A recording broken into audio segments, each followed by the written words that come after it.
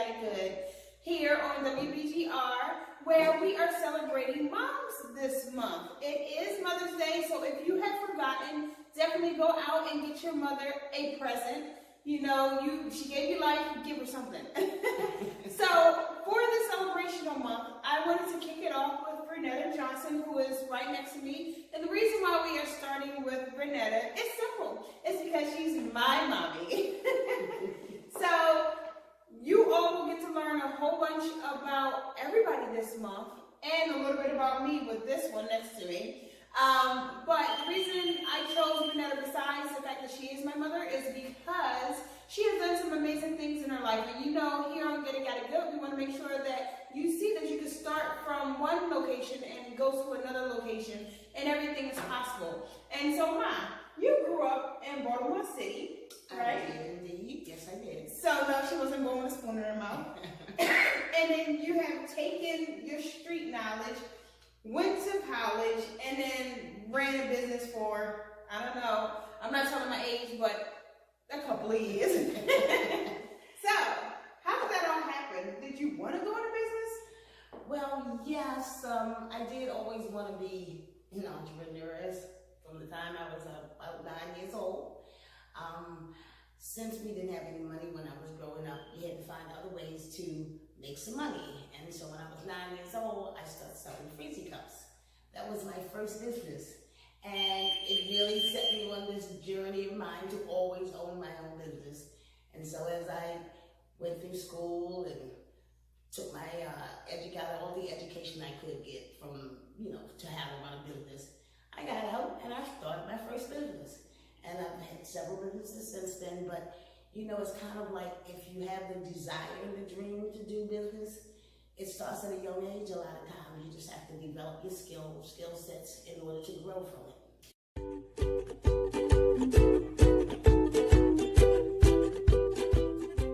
Happy Mother's Day, Grandma, Abuela, Mommy, and Auntie Will.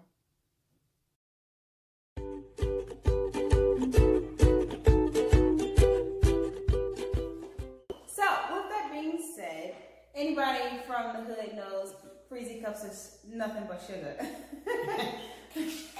extra sweet Kool-Aid in a cup, and you sell them. Mm-hmm. And we didn't have snowball stands, so my freezy cup sold very well. Yeah, sugar. I grew up on that. No wonder I was so hyper. Anyway. So you started selling freezy cups. You guys made your own clothes. You did all kinds of, stuff to make ends meet, right? Mm-hmm. And then how much education do you think played a part in becoming an entrepreneur? Because you guys, our educational story is kind of interesting as well. Well, hindsight is always the best thing. And considering the world that we have today, education is a good place to go for the experience, for the education, the socialization, the contacts and things that you make.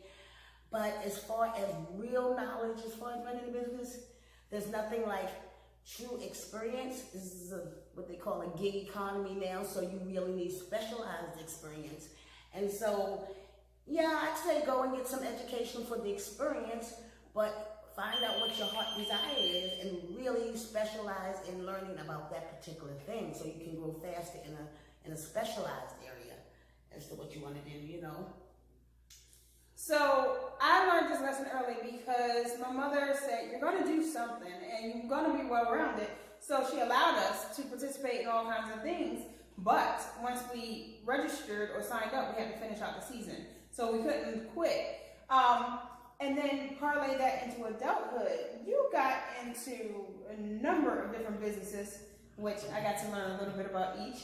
But how did that play a part, and why those different businesses? Well, I feel like you should grab onto an opportunity. Now, the first business I was in, it was making clothes with my sister. Since we had to grow up making our own clothes, we got really good at it. And so I did the business, and she became a professional seamstress. So we had a manufacturing business, making clothes, women's clothes, designing women's clothes and process and producing them. And from there, I was, when I got my degree, I ended up partnering up with my sisters who were just getting ready to go into assisted living business. that's been a part of my family tradition anyway, because my aunts, my mother, my sisters, everybody is in the healthcare business, and so that's what we did for years. And so it was a natural progression to go into the healthcare industry, and we did assisted living, and we did adult medical daycare, and we had multiple locations. But it is definitely a job of dedication and love, and you got to have a lot of energy. So it's not necessarily where I am today, but it was a growing experience and a fulfilling experience, because servicing people is really what it's all about, trying to help people accomplish what they want to do. So like I tell you guys all the time, I'm in the service of people. I'm a teacher, so everything I do is about teaching, and I started servicing people because of the family business. At 12, that's right. I put her to work early.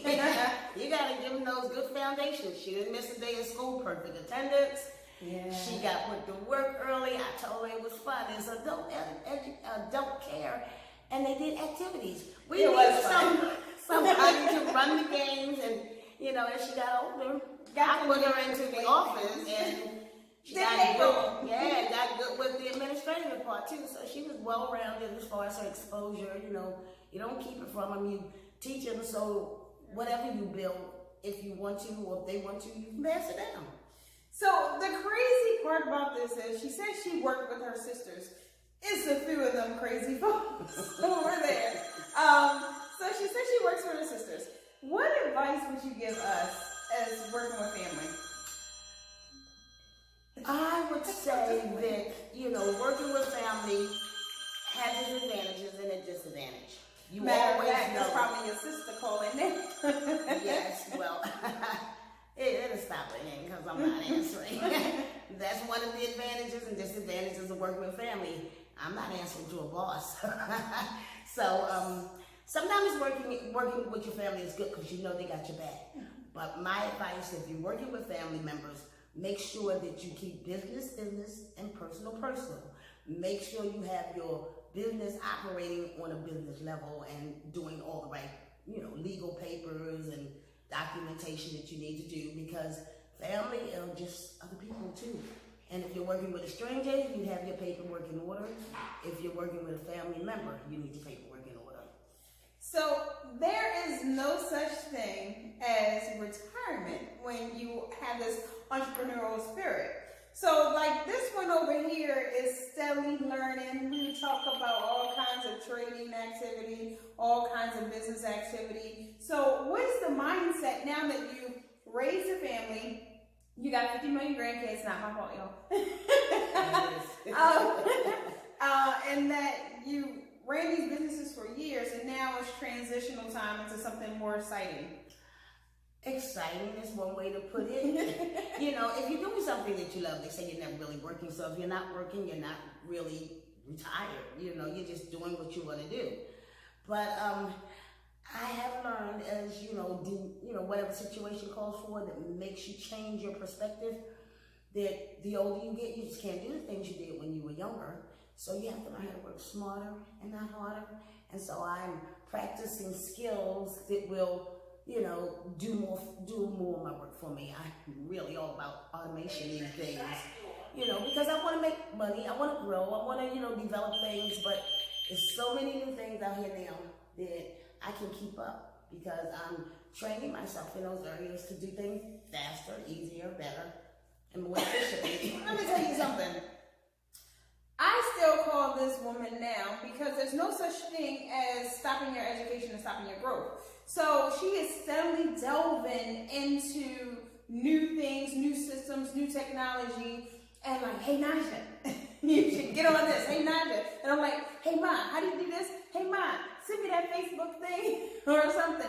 So you guys can learn a lot from the people around you that's been in business for a long time, and just sit down with them. Whether they're your mother, your sister, your brother, your aunt, your uncle, your neighbor, whoever, the corner store people.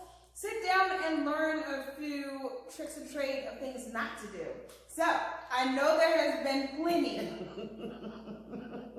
of life lessons. She don't want to get me ranting. I will definitely put it out there, the positives as well as the negatives. And the negatives are definitely there, but everything you do, even if it's hard, even if it doesn't work, You know, I say to make sure you look at it with the learning perspective. Okay, you learn from this experience. Don't quit. Just learn from it, grow, do some more, get better, and try not to make those same mistakes again. Hey, Mom, we kind of match. Well, I'm tired. Oh, In multiple ways.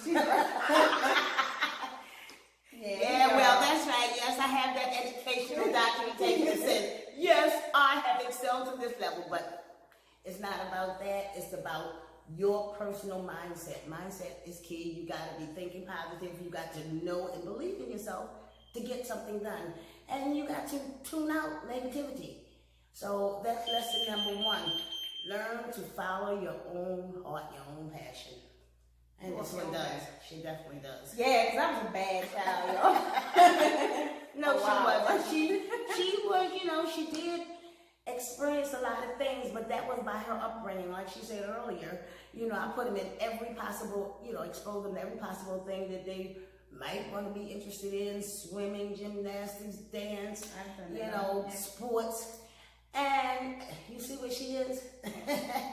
But she is definitely well-rounded, and she had the opportunity to make her choice as to what she wanted to do with her life, and that's what people should do. Be able to make their own choice and go for it. And, you know, find out all you can about it and associate with the right people. Yes, always talk about networking here. Always talk about networking because, you know, it's not always what you know, it's who you know. Because if you know the right people, they can teach you what you need to know and introduce you to the people that you need to know. And don't think that just because you're from Baltimore City, Walbrook Junction, shout out,